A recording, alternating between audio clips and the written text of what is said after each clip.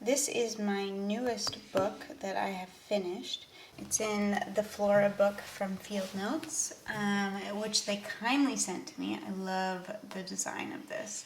I was kind of hoping it was going to be like both glossy and matte, because that's what it sounded like in the email, but nope, just glossy, so it's okay. Which is nice. It's kind of thin, but also durable, so yeah. So as I was starting off this book, it went from March 30th to April 10th. And I just wanted to see what pens would work. The paper in this book is not the best for bleeding. So I have a Baron Fig gel pen, and I was just testing it out, but it wasn't working super well. So I was just kind of testing it out, and then I tried out my Muji gel pen, which worked really well. So I just decided to go with that. So I just wrote, this was a pen testing page. I may be using this book early because I was working on a different book, but I wanted to try this one out. Yeah, and then I said, well, I guess I'm using my Muji pen in here. And then I said, would be a good book to draw in more, seems great for that. And despite the pen drawback, I do think I will enjoy this book. There's something satisfying about it. Thin pages, thin flappable cover, soft touch gloss. What is it? And then I did try my other pen again, and after it had thinned out a bit, it was working a lot better, so I was pretty excited about that. So then I put, yes, my precious. So back to spy notes. If you've watched my last two videos, you'll know that I got into writing down kind of spy notes about some neighbors or just things going on. Just kind of working on noticing things, and it was just really fun to kind of write things down. So, what did I say? Hunch Lady's blinds are still closed, both rooms. Perhaps she has gone to visit someone for Easter. And then I put, someone is moving out of the neighbor's place. Is it Hunch Lady? That would be so sad. Who would I have to spy on? Though it probably isn't. She still has a plant in her window, and her lights are off. Wouldn't they be on if she was moving? So she didn't move. Very exciting. And then my friend Melissa, she was talking about wanting some field notes so she could write her spy observations and stuff in it. And I was like, oh, well, I can give you books. I have lots of books. So I just made like a top secret envelope, which was super fun. And I just dropped it off at her place. This was a guy I saw across the street who looked like someone that I knew. And from far away, like, he looked like his doppelganger. So I just took a photo, a sneaky photo, and then put it in here. My currant tea, raspberry leaf, marshmallow root, cinnamon, and cardamom. Kind of weird, kind of good. Might just drink raspberry leaf on its own, which I did. Having these three ingredients, the marshmallow root, cinnamon, and cardamom together is really soothing. But the raspberry leaf is just a different flavor, so. Idea tip. When writing down a list of ideas, don't edit any out. Write first, judge later. Even if idea is bad, it may spark others. So that was from a book I was reading at the time. Still reading it. So here's all my Apple Watch features, because for my birthday I asked for a new Apple Watch. And I was very excited. I just got it yesterday. Put Elsa as the photo there. I put this shark guy. He's super funny. So I really like having him. I named him Boris, or what was the other name? I keep forgetting him, so maybe I should name him that because I keep forgetting it. Anyway, so I was just writing down a whole bunch of like cool things you could do with it before I had it. And some stickers from, it was a hat Sam got from his sister, a mango and an apple. This was the tally for Teslas, which I started in the previous one. And this is Easter. All right, the Hunch Lady is definitely not moved out. I saw her by the window this morning. These are my parents, and I just kind of wrote some journal entry about it. Taxes stuff.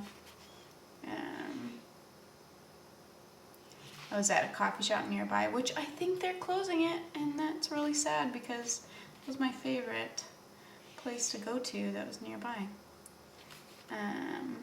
Character study. I started writing down notes about some people behind me to see if I could kind of guess what they looked like. And then I started working on kind of doodles for the book I'm writing, Reginald P. Worthington. So if you've been here for a while, I'm sure you've heard that come up quite a bit. So I was just kind of doodling like little trees and stuff as practice for being able to draw little maps. And then, yeah, this is all copying other people's just to understand how they did it. That's trying to figure out how to draw my character in small version. And this is a little doodle of his house. It's very Hobbit housey. And then I wrote, every so often I get this desperate desire to be able to draw like Dom 2D. So there's this guy on Pinterest or Instagram, and he draws all these cute little worlds. They're so cute. So then I get into practice mode. I want to be able to draw cute little maps. So then I was just practicing drawing little houses, and yeah, how would the Hobbit houses look all tucked in beside each other in kind of small form. And then bird houses and trees. I'm feeling very sick but very inspired. I think it was from the fish I ate. I feel very warm and nauseous.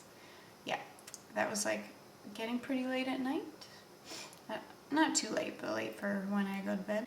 This was fitting little houses and trees and stuff together. So there's ideas for the class I was going to teach. More class ideas. This was a personality test assessment that Sam and I were doing. And then I put there 2 sweet little bush tits out my window, and they're the sweetest balls of fluff. I only see 2, but don't they usually hang out in larger groups? Normally you see them in like a large group, but I only saw 2. Maybe they were mating, I don't know. The birds are gathering nesting material, so exciting. Oh, this was a really cool quote that I found in the book that I was reading. It says, active people are never bored. It has been my observation that people who are active and deeply interested in everything that goes on in the world are not likely to become bored, frustrated, or fed up. It seems that the more you are into things, the greater the zest. The more active the mind is, the better it will perform, and the longer it will keep on performing. To slow down can result in boredom, but not if one continues to exercise the mind by reading, thinking, and by participating in contemporary affairs. You can avoid boredom all your life if you keep alive mentally all your life. So I thought that was a really good quote and good to remember, because I definitely get bored and angry and not fun when I'm not working on anything exciting. This was me at a coffee shop, and the playlist feels like one of my very own writing playlists. So very odd. They played a song from from Fantastic Mr. Fox, as well as other inspiring instrumentals. Yeah, it was funny. It came on, I was like, is this my playlist? So at this day, I was super inspired for writing. I was reading the book by Julia Cameron called, what is it? It's, anyways, from her writing book. And so I did a character study on a person that I saw, collect characters, adding to the class that I'm working on about like exercises to do to kind of inspire yourself for characters and writing. I put the distinct smell of old person wafts up my nose. Is it prunes? I can't recall having smelled prunes. Is it a particular brand of cologne or perfume people used to buy? Outdated?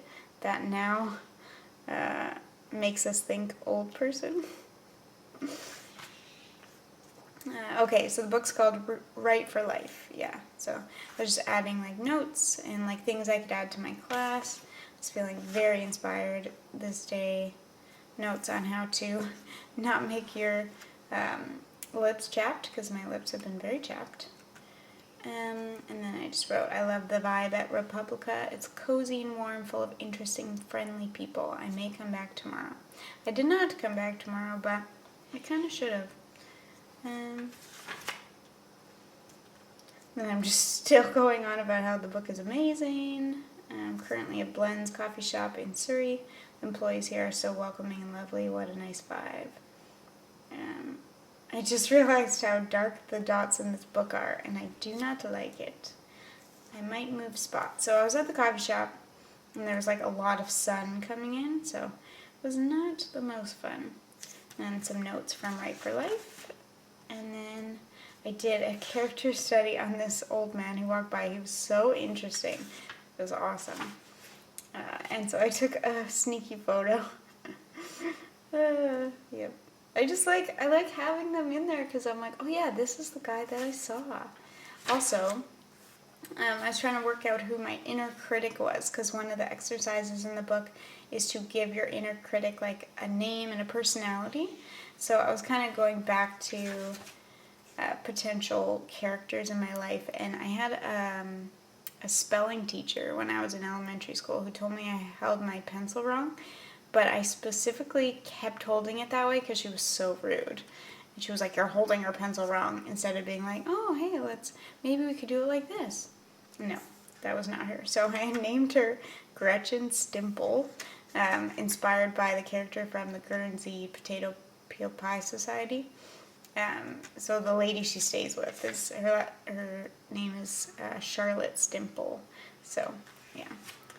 Anyways, and then I was driving and daydreaming about my new story I'd come up with, and there's a character in it named Jasper, and I saw a sign, like a street sign named Jasper, and then I said, would I have noticed it if I hadn't been writing about him? Probably not. So, anyways, there you go. There is my new Flora book. I'm now caught up with my field notes, so I'm not sure if I'll be able to do one every single week, but I'll try and pair it with the bullet journal ones, and we will see how that goes. So like, subscribe, and comment, and stay tuned for the next video. Bye, guys!